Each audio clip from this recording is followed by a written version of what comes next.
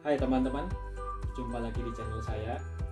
Kali ini saya akan membahas sebuah buku ya dengan judul Networking. Bukunya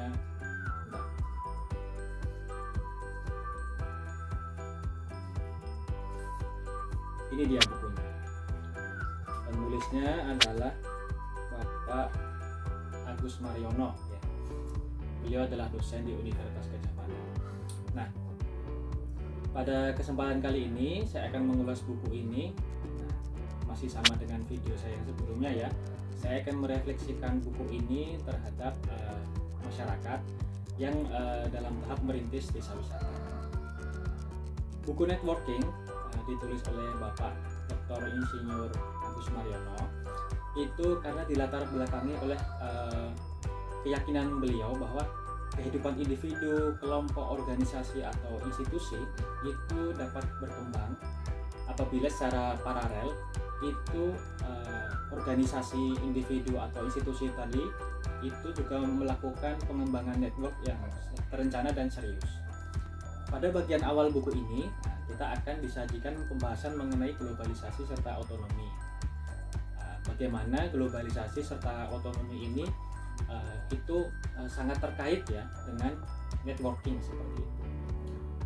Bagian selanjutnya dari buku ini itu juga membahas mengenai bagaimana kita itu harus membangun, kemudian merawat, memelihara, dan memanfaatkan networking seperti itu.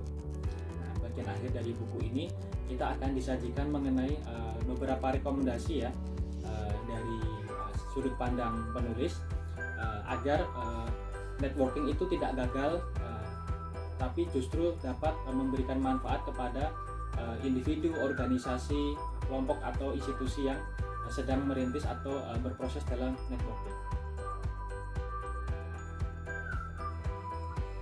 Sebagaimana telah disebutkan sebelumnya ya, dalam buku ini kita akan menjumpai pembahasan mengenai globalisasi dan otonomi dalam kaitannya dengan networking. Kenapa globalisasi dan otonomi perlu dibahas? Karena ini ada kaitan eratnya dengan entrepreneurship atau kewirausahaan. Bagaimana kaitannya? Kita cek dulu nih pengertian dari kewirausahaan atau entrepreneurship menurut buku networking. Nah, kewirausahaan menurut buku networking ini ya adalah setiap usaha yang menghasilkan keuntungan bagi setiap elemen yang ada dalam network. Usaha yang menghasilkan keuntungan ini dapat yang bergerak di bidang jasa ataupun barang. Nah, salah satu usaha yang bergerak di bidang jasa, salah satunya adalah jasa pariwisata. Nah, masih sama seperti video saya yang sebelumnya, mungkin bisa dilihat ya. Pada video kali ini saya akan merefleksikan buku networking dalam kaitannya dengan masyarakat yang sedang merintis desa wisata. Bagaimana networking ini dapat memberikan manfaat pada usaha-usaha untuk merintis desa wisata. Bagaimana network dapat memberikan manfaat pada usaha-usaha untuk membangun atau merintis desa wisata. Nah, dalam networking ya atau berjejaring, pastikan ada beberapa elemen ya yang terlibat dalam network tersebut. Kita ambil contoh saja ketika kita mau merintis desa wisata ya pastikan ada pengelola desa wisata maksud saya. Nah, kemudian karena yang dirintis adalah desa wisata berarti memerlukan network dengan dinas terkait, misal dinas pariwisata dan atau dinas kebudayaan dan pariwisata. Kemudian perlu juga network dengan pengelola desa wisata di tempat lain seperti itu. Kemudian juga perlu juga network dengan investor atau mungkin figur publik yang mana punya peminatan yang sama terhadap desa wisata atau tema-tema wisata yang ada di desa tersebut. Nah, makanya karena network ini sangat berpengaruh ya, perannya sangat besar pada usaha-usaha khususnya dalam perintisan desa wisata, tidak salah ketika penulis buku networking Bapak Agus Mariono menyebutkan bahwasanya networking itu dapat disebut juga sebagai silaturahim kerja kita pernah dengar istilah tentu saja ya, memperbanyak silaturahmi dan memperbanyak rezeki. Bagian terakhir dari sesi ini untuk menjamin bahwa network ini benar-benar bisa memberikan manfaat ya bagi elemen-elemen yang ada di dalamnya seperti itu. Nah, Pak Agus Mariono, penulis buku networking ya, itu memberikan kriteria networking yang baik itu seperti apa, sehingga setiap anggota atau elemennya itu dapat mendapatkan manfaat seperti itu. Berikut kriterianya. Dalam networking yang baik itu harus terjalin kerjasama dalam bidang informasi, kemudian materi dan energi. Maksudnya seperti apa? Informasi kurang lebih seperti ini. Misal usahanya adalah merintis desa wisata, maka informasi yang dibutuhkan kurang lebih adalah mengenai kira-kira apakah ada peluang pendanaan untuk mendanai usaha merintis desa wisata seperti itu. Apabila ada informasi, itu informasinya dari siapa? Dari salah satu elemen dalam network tentu saja. Makanya terjadi kerjasama sharing informasi di sana. Kemudian kerjasama pada aspek materi. Misal dalam sebuah desa wisata, di dalam desa kan ada beberapa objek tentu saja ya yang dijadikan objek wisata seperti itu. Misal ada sawah, ada peternakan, ada perikanan seperti itu. Nah, objek sawah, objek peternakan dan perikanan tadi itu atau kolam di perikanan itu adalah materi yang bisa disumbangkan dalam bentuk ini ya, bukan berarti diberikan sawahnya gitu. Tapi materi keberadaan sawah ini bisa dimanfaatkan untuk didapatkan keuntungan misal secara ekonomi seperti itu bagi pengelola desa wisata dan warga yang ada di sekitarnya. Lalu adalah kerjasama dalam bidang atau aspek energi. Sederhananya energi ini yang dapat mendorong jalannya upaya-upaya merintis desa wisata. Sederhananya ya katakan saja pendanaan seperti itu. Itu kan seperti energi yang membuat kita bisa berjalan. Network mempunyai karakteristik tertentu ya, ada bentuk dan juga jenisnya seperti itu. Nah, misalnya kita coba lihat atau kita cek ya dalam buku networking ini, beberapa bentuk networking itu disebutkan ada beberapa, dari network skala lokal seperti itu, kemudian ada network regional. Nah, network regional itu gabungan dari beberapa network lokal. Kemudian ada network global. Network global itu adalah gabungan dari beberapa network regional seperti itu. Kemudian ada network sosial. Network sosial ini biasanya dilatar belakangi adanya interest atau ketertarikan pada isu yang sama, atau adanya kesamaan emosi seperti itu ya. Kemudian ada network lokal. Lokal itu gabungan dari global dan lokal.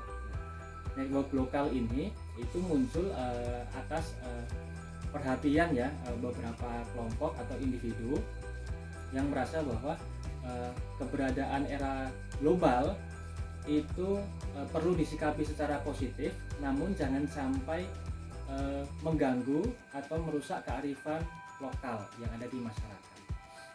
Nah, kemudian ada beberapa jenis network juga. Network yang dirintis oleh individu, kemudian ada jenis network grup dinamis, kemudian ada network institusi seperti itu. Nah, network yang baik adalah network yang dinamis dan produktif. Jadi misal tadi ada beberapa bentuk ya. Nah, juga ada beberapa jenis network, individu, kelompok atau institusi tadi. Nah, dinamis itu elemen network tadi itu tidak terkungkung saja hanya dalam satu skala, bisa lokal atau regional dan tidak berkembang, tapi harus dinamis, sehingga elemen yang misalkan network lokal itu dalam era global itu punya kesempatan untuk dapat go global seperti itu. Nah, itu sifatnya dinamis, dan ketika elemen tersebut dapat menghasilkan manfaat, maka elemen itu sebagai bagian dari network, dia juga produktif. Nah, itu salah satu manfaat yang bisa diterima oleh elemen dari network. Berikut adalah beberapa tahapan awal ya saat kita hendak membangun network atau jaringan. Pertama mungkin bisa dengan cara kita perlu mengenali diri kita sendiri dulu gitu. Kemudian kita perlu mendata atau menginventarisasi jaringan kita atau kenalan kita yang pertama-tama itu siapa. Lalu kita juga perlu mengetahui keahlian pribadi atau keunggulan yang ada dalam atau potensi yang ada di dalam diri kita atau organisasi yang akan kita kelola. Kemudian minat dan juga mungkin pengalaman ya. Pengalaman kalau pribadi ya pengalaman pelatihan, pengalaman pekerjaan, mungkin pendidikan bisa. Tapi kalau misalkan itu bisa wisata, pengalaman mungkin berkaitan dengan kira-kira kegiatan apa yang pernah diselenggarakan dan itu menjadi ciri khas dari desa tersebut seperti itu. Misalkan ada festival layang, kira-kira festival layangnya ini terjadi secara rutin atau tidak. Kalau rutin, bisa jadi itu adalah karakteristik yang melekat pada desa tersebut. Nah, beberapa hal yang saya sebutkan tadi itu perlu didata. Poin-poinnya itu perlu diinventarisasi, kemudian dibuatkan profilnya, dibuat menjadi profil. Nah, dengan adanya profil tersebut tadi, kita jadi tahu nih sebenarnya kita tuh siapa sih, atau kita misal sebagai desa wisata kira-kira dalam ranah apa yang paling cocok untuk profil atau karakteristik kita, sehingga ke depan ketika kita hendak menjalin atau membangun network, kita tidak salah bertemu dengan calon jejaring ya.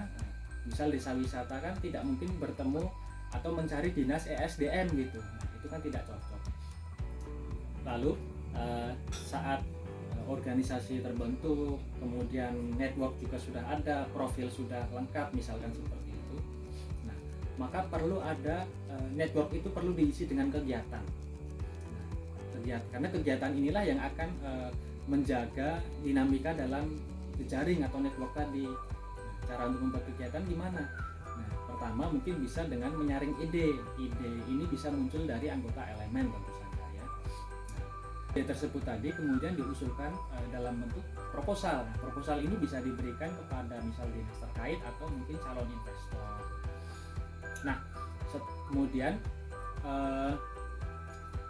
di kegiatan ini tadi ya, itu tentu saja perlu dipikirkan juga agar kegiatan itu bisa berlangsung dalam waktu yang jangkanya bisa jangka pendek, menengah, dan panjang, dalam artian berkelanjutan seperti itu, tidak terputus dan tidak bersifat spontan ya, harus terencana. Nah, dan setelah kegiatan satu selesai, maka sebelum kegiatan satu tadi selesai itu sudah harus ada perencanaan untuk kegiatan kedua untuk menjamin keberlanjutan kegiatan dari jaringan atau network. Bagaimana caranya kita bisa yakin ya bahwasanya kegiatan kita bisa sustain gitu, bisa berlangsung berlanjutan seperti itu. Nah, salah satu caranya adalah dengan menggunakan fishbone diagram atau diagram tulang ikan. Nah, melalui diagram tulang ikan atau fishbone diagram ini, kita bisa nih menyusun kegiatan-kegiatan untuk timeline atau garis waktu atau jangka waktu tertentu. Misal kegiatan bulanan, yang nanti kegiatan bulanan ini maka akan menjadi kegiatan tahunan seperti itu. Nah, dalam setiap step atau setiap bulannya itu nanti kita sudah bisa mengatur nih, bulan pertama kegiatan kita apa, bulan kedua kegiatan apa, dan seterusnya. Sehingga ketika kegiatan pada bulan pertama atau kegiatan pertama ini misal ada yang perlu dievaluasi, kita sudah bisa memprediksi kira-kira kegiatan kedua itu yang perlu ditingkatkan apa, karena kita juga sudah tahu kegiatannya apa untuk bulan kedua dan seterusnya menggunakan diagram tulang ikan.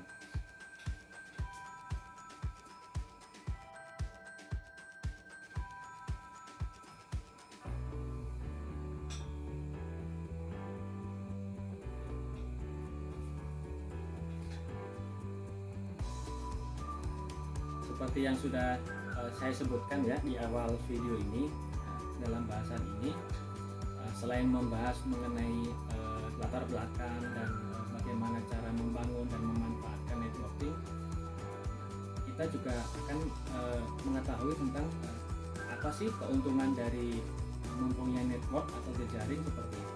Nah, emangnya perlu ya?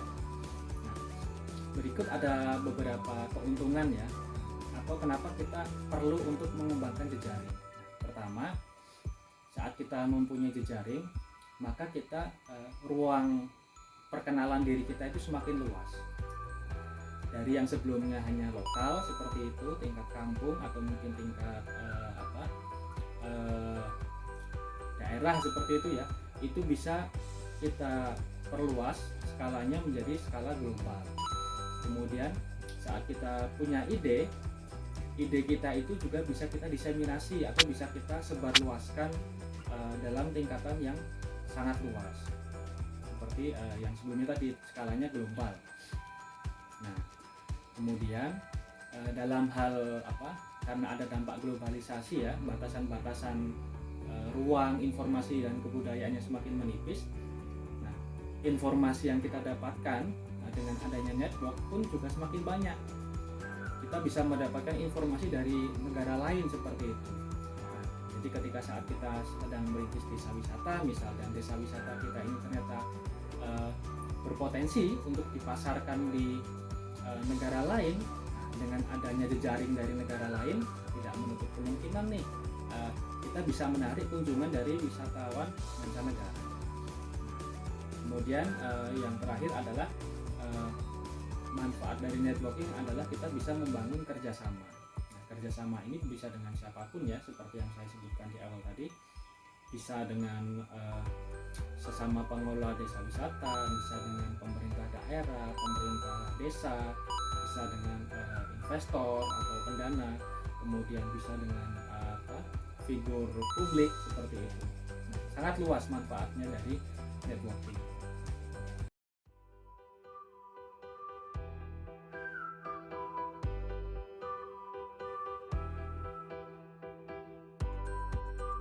Sesuatu yang bermanfaat tentu saja mempunyai potensi kegagalan ya.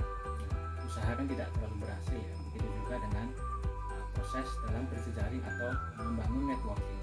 Nah, apa saja sih kalau kita bicara networking, faktor kegagalannya itu ada apa saja? Nah, ada dua ya, dibagi menjadi dua kalau kita merujuk pada buku networking. Yang pertama adalah faktor internal, kedua adalah faktor eksternal. Faktor internalnya atau faktor dari dalam network ya, yang pertama adalah ketiadaan profil yang jelas dari elemen network seperti itu. Tidak ada filosofi, tidak ada visi misi yang terbangun secara jelas. Nah, itu bisa menjadi faktor kegagalan dari internal. Kedua, tidak ada perencanaan, kemudian proses tahap monitoring evaluasi yang berkelanjutan. Nah, jadi ketika network itu menjalankan suatu kegiatan, ternyata kegiatan itu mempunyai beberapa kendala dan kendalanya tidak dievaluasi. Karena tidak ada proses evaluasi, akhirnya dapat memicu kegagalan pada kegiatan berikutnya. Akhirnya kegiatan network karena terlalu sering mengalami kegagalan dan tidak dievaluasi, akhirnya network tersebut bisa bubar sendiri. Nah, kemudian tidak ada kegiatan. Network tidak diisi kegiatan, tentu saja tidak ada sesuatu yang bisa menjamin keberlanjutan networknya seperti itu. Kemudian tidak proaktif. Anggota atau elemen dari network ternyata tidak punya inisiasi seperti itu untuk memulai suatu kegiatan dengan ide atau mencari informasi, itu tidak ada inisiasi untuk itu. Kemudian kepercayaan antar elemen atau anggota network itu rendah.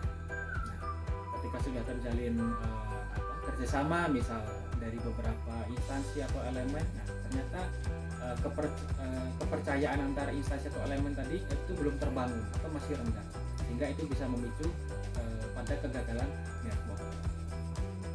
Nah, yang terakhir dalam network ya, beberapa elemennya itu ternyata tidak dikelola oleh orang-orang yang ahli di bidangnya atau yang profesional. Nah, karena tidak profesional, tentu saja itu bisa mengarahkan satu institusi, organisasi atau apapun ya itu dan menuju kegagalan. Kemudian apa faktor eksternalnya? Faktor eksternal atau yang dari luar elemen atau luar network ya, itu yang pertama adalah kondisi lingkungan yang tidak kondusif seperti itu.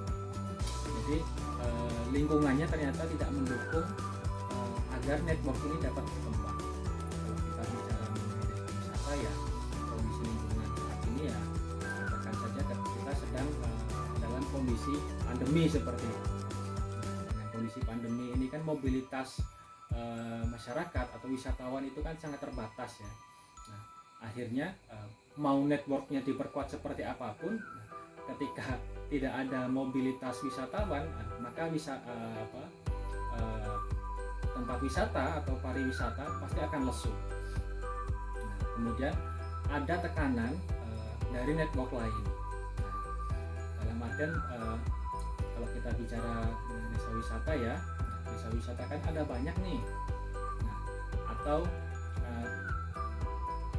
ada persaingan antar network seperti itu. Nah, persaingan antar network tadi ternyata menimbulkan pada pelemahan salah satu network.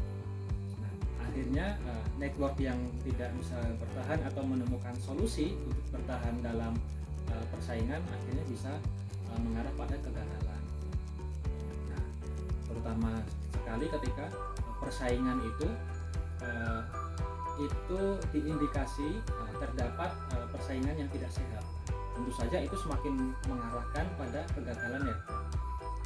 Terakhir adalah adanya perubahan kondisi eksternal secara drastis.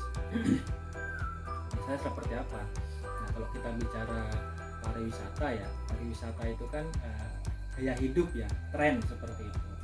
Nah, dan tren atau gaya hidup itu sangat mudah sekali berubah. Nah, bisa jadi pada waktu atau kondisi tertentu tren pariwisata di desa itu sedang tinggi. Nah, tapi bisa juga pada kondisi yang lain itu menjadi rendah.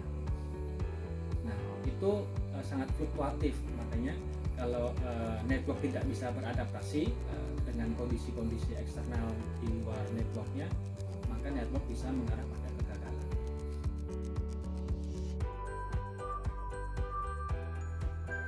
Lalu bagaimana nih agar kita bisa mendapatkan manfaat dari network sekaligus meminimalisasi kegagalan seperti itu.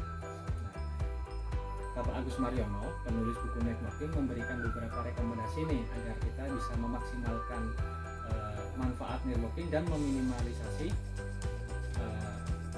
kegagalan. Yang pertama, dalam membangun networking itu perlu perencanaan yang matang ya. Seperti yang sebelumnya sudah kami sebutkan di belakang tadi ya. Networking, elemen dari network itu perlu mengenal betul siapa elemen atau mereka masing-masing seperti itu. Makanya perlu disusun profilnya. Dengan adanya profil, tahu karakternya, sehingga dalam menyusun perencanaan untuk mengisi kegiatan itu kegiatan bisa benar-benar terencana dengan baik dan sesuai dengan kebutuhan. Kemudian ketika menyusun perencanaan tadi, alangkah baiknya network itu menyusunnya itu dibuat dalam bentuk cetak biru atau blueprint seperti itu. Nah, seperti apa? Nah, tadi sebelumnya sudah saya sebutkan ada instrumen yang bisa digunakan, namanya adalah diagram tulang ikan atau fishbone diagram.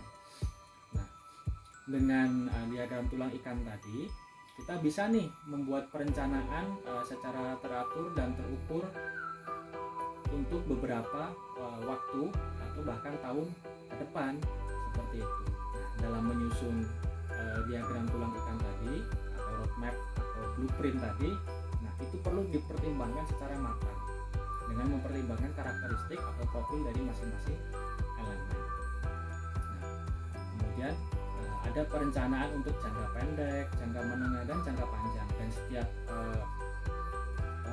implementasi atau penerapan dari yang sudah direncanakan itu selalu dilakukan evaluasi secara berkala. Demikian adalah rekomendasi dari penulis networking agar kita tidak mengalami kegagalan dan bisa memanfaatkan networking. Mungkin sekian ya yang bisa saya sampaikan dalam ulasan buku networking untuk merefleksikan bagaimana kita membangun desa wisata. Kurang dan lebihnya saya mohon maaf ya. Nah, sampai jumpa di video saya yang berikutnya.